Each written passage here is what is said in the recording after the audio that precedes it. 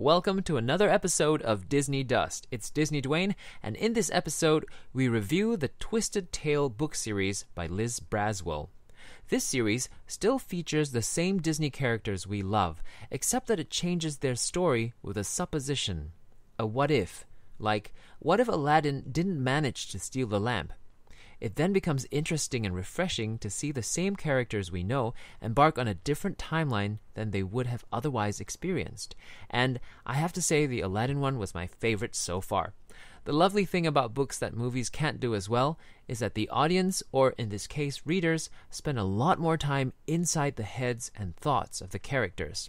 In A Whole New World, that's the title of this book, we actually revisit some of the same moments in the movie before things start to change. And one of these moments includes Aladdin and Jasmine's courtship, but this time we get to discover what each one is thinking. Braswell does a wonderful job fleshing out the nuances in their relationship, even leading the lovers to a disagreement on a fundamental issue.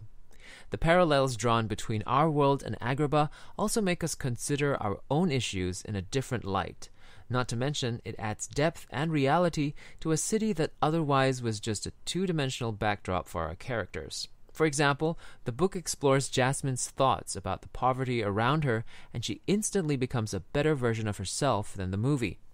Aside from poverty, the story explores themes of identity and abuse of power. It also introduces Aladdin's mother and his relationship with her. It's a must-read for any Aladdin fan. The next book in the series is based on Sleeping Beauty.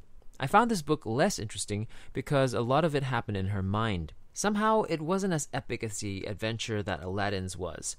We do see in depth, though, the relationship between Maleficent and Aurora. It's pretty fascinating how Braswell explores it. Our author is also not afraid to highlight how petty Maleficent is for being so angry just because she wasn't invited to the party, the birthday party, that is, but justifies it as we become more familiar with Maleficent in this tale. In the third book, As Old as Time, we delve into the world of Beauty and the Beast, where the curse and history of Belle's mother and why the town forgot them is all explained. This turns out to be quite an epic adventure with a full-on rescue mission and all at the end.